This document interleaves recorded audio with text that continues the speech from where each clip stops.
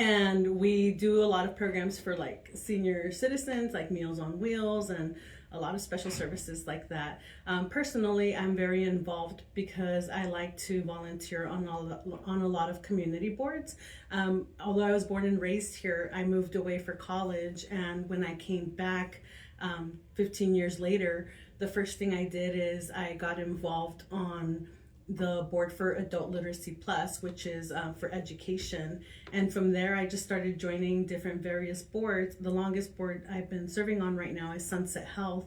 And I just joined the Children's Museum board. And yeah, it's a great experience to serve my community through board service. So my cousin Art Morales was already heavily involved in the community, and he said, when you come back to Yuma, you have to be involved in order for the community to really embrace you. So that's what I did. He pulled me into the Adult Literacy Plus board, and then from there on, I just followed my own instincts and my own passions and joined the different boards that I was really passionate about.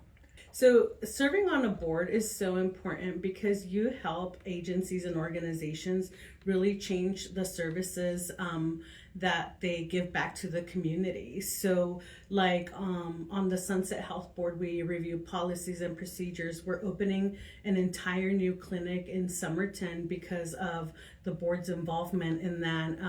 The Children's Museum, just being a part of that and helping make decisions that affect the day-to-day operations of the museum is really important. So I highly encourage everyone who wants to be involved and make a difference to start off with a local nonprofit board, because you really help guide the mission of that organization in the community. I say that nonprofits really keep Yuma healthy. Without nonprofits, there'd be a lot of more need in the community. So nonprofits are these vehicles and vessels that really help cultivate change in the community through their services. So I think they're the heart of Yuma.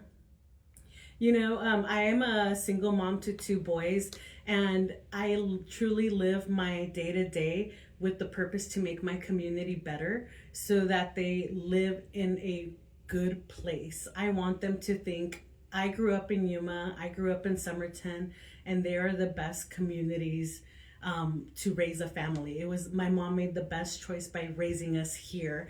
And the only way to do that is if nonprofits are functioning and if they're keeping the community healthy. So honestly, it's a little bit of selfish, right? I want everyone to do good so that my kids can live in a good world around them. You know, I've traveled all over Arizona working with different nonprofits and communities. And Yuma is truly so special and unique because when there is a need, Yuma steps up, and you can just pick up the phone and call someone who knows someone who can do something, and we make things happen. So one of the projects that I'm really proud of is the Inclusive Play Project. So Alexis Liggett has been such an advocate for inclusivity for people who are not fully able-bodied.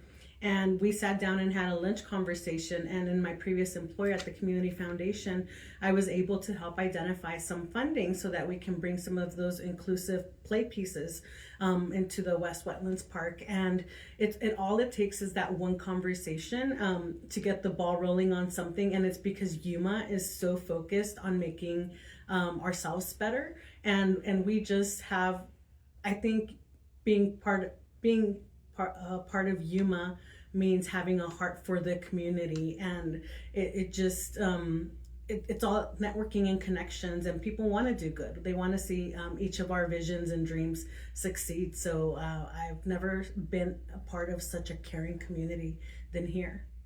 So right now I'm in a full circle moment being at WACOG. I've been here for a little bit over a month, and I say it's a full circle moment because I was a Head Start baby, and Head Start is it's one of our largest programs here. I have the most employees in that program and the most clients in that program.